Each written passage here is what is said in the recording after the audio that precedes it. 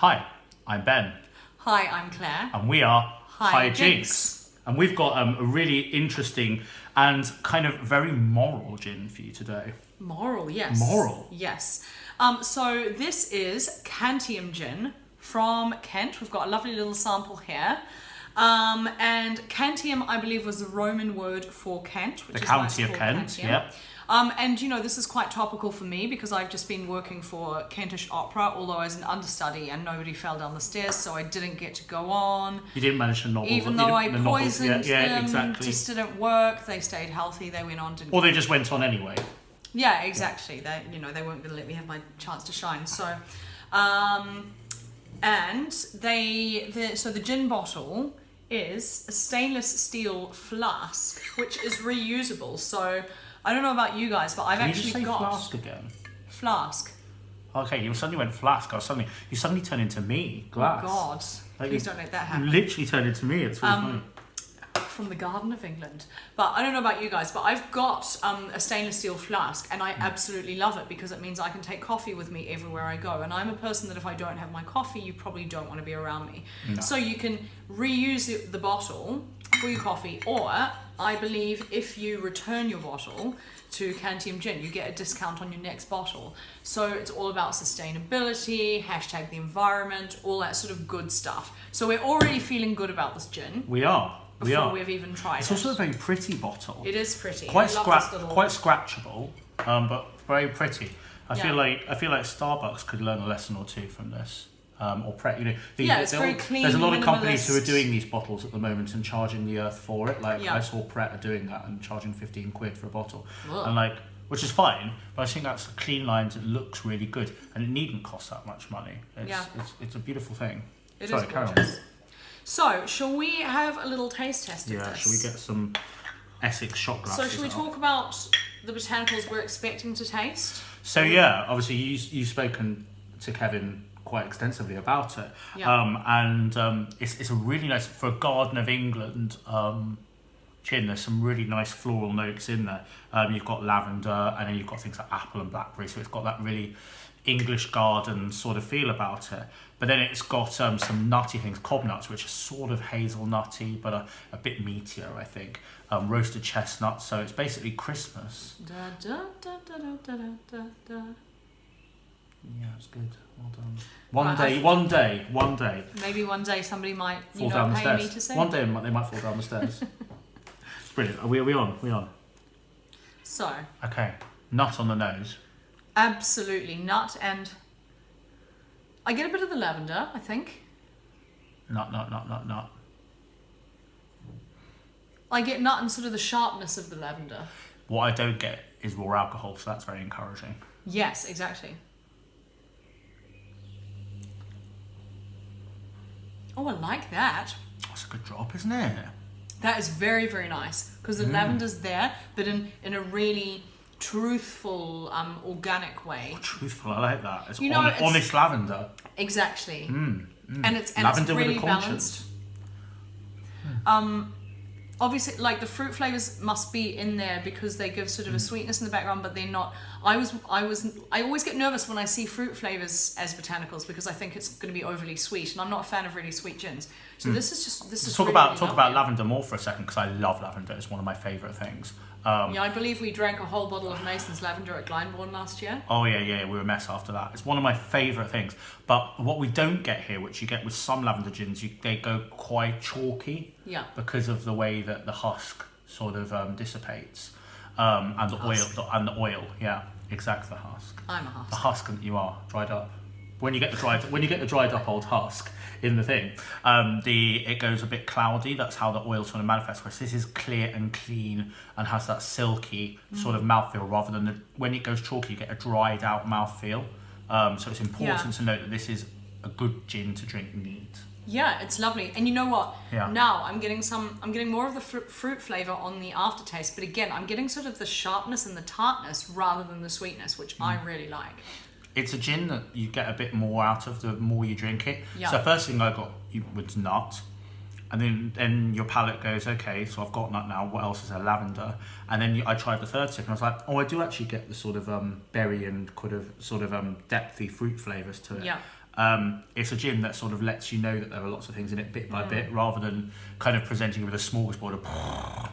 Yeah, and cool. I think it's really well balanced. It is. It's a real garden. Again, it's like something like Cotswolds gin, for example, where you have a sip and you think I'm in an English. Whereas garden. Cotswolds, like, you know, I would cite that as an example of a gin that I find goes cloudy.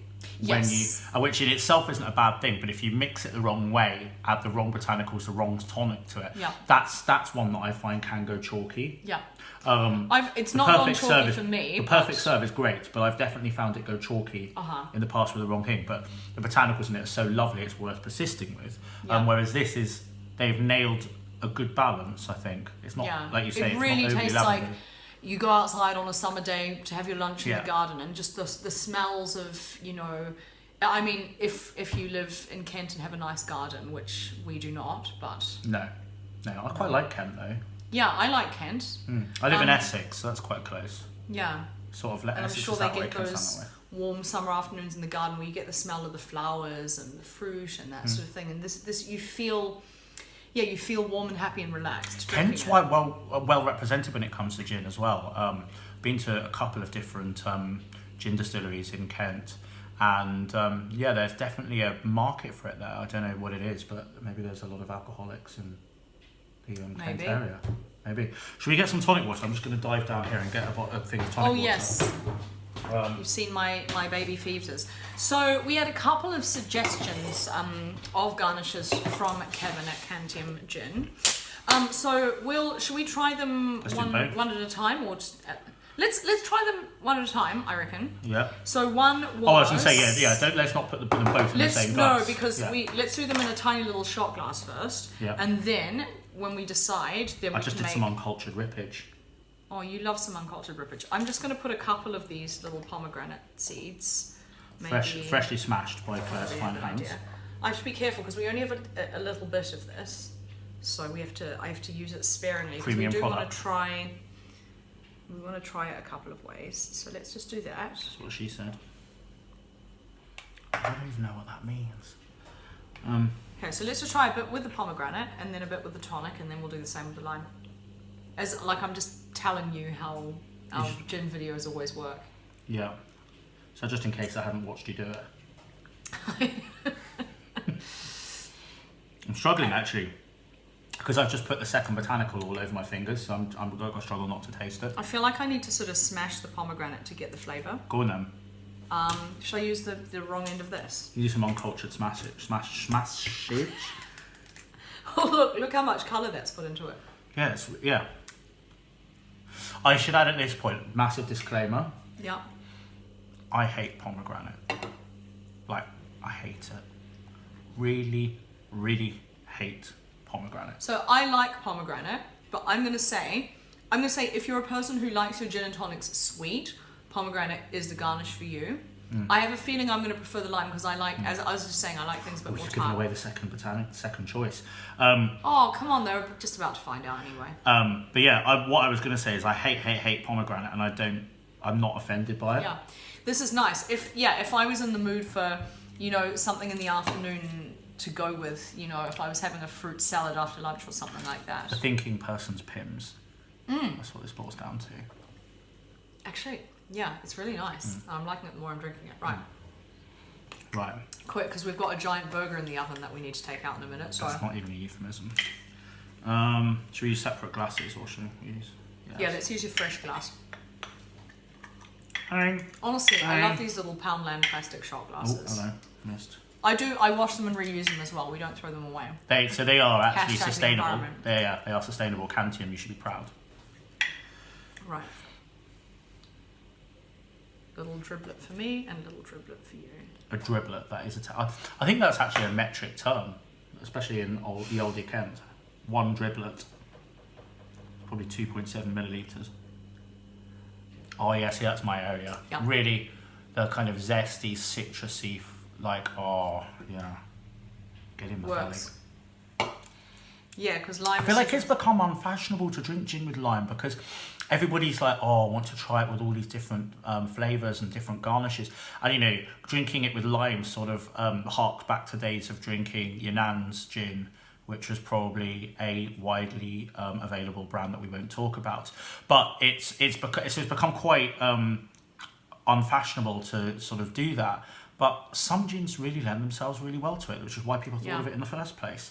Yeah. And maybe lime and something else would be not lime. I don't want lime and pomegranate ever in the same glass. I'm just going to try it because it's here, and why not? YOLO.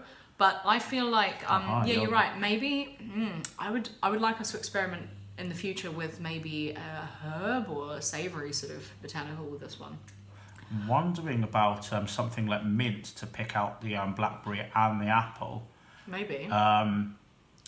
Potentially. Hey, I don't hate that, by the way. Just for our Have a go, just audience. So Claire's got a cold, Yeah, so I'm going to get it. Yeah. You can finish it. It's alright, I'm in the last stages of it. I'm just Again, this tastes to me like, you know, a garden party in the afternoon, having it with the pomegranate, and it makes it go slightly pink. But I don't hate it. It wouldn't be my first choice as a botanical, but I would say for normal people, you'd probably quite like it, because a lot of people like something. And it's sort of, it's like, if somebody said, oh, I want, you know, I like pink gin, I might give them, you know, this with pomegranate in it, and be like, well, what And do you actually, think of something you this? could do to improve it, if you think about the kind of floral and fruity notes in it, if you were to put pomegranate and perhaps a rose petal in there, that might appeal to people with a slightly sweeter tooth. Yeah. I think that would work really, really well. And similarly, lime, if you wanted to kind of make it go, like pop a bit, maybe some black pepper. Yeah. Rose and black pepper go quite well Dashataka. together. Do you know what I mean? Dashataka. So anything along those sort of like that sort of palettes perhaps would be Yeah, really so good. I feel like this episode is TBC, because at some point we'll get like a giant bottle of this, and we'll just we'll have a day where we won't film it, won't bore you guys with it, but we'll just like mix it with a bunch of different things, and we'll come up with the best one. I don't know, maybe we should film it. We'll go live. And if you want to dip in and out, yeah. dip in and out. You know. Yeah. Okay. We'll be drinking all day. But for now, we need to head off to eat our giant burger. So. Oh my god! Can we give a big shout out to M&S? M&S. So Do you want to hold the box up quickly? The daddy of all burgers. I found this yesterday, and I'm so excited. Like, we're splitting it between two of us. It says on it, a serving suggestion is a quarter. That is. Filth. That's how big the burger is. Like. Yeah. So that's going to line our stomachs before we start off on It's the got next pulled pork and episode. cheese in the middle of it. Yeah, it's probably about 1 million calories a mouthful. Yeah. Cheers. Right. Cheers, everybody. You're 1 million calories a mouthful. I am. Cheers.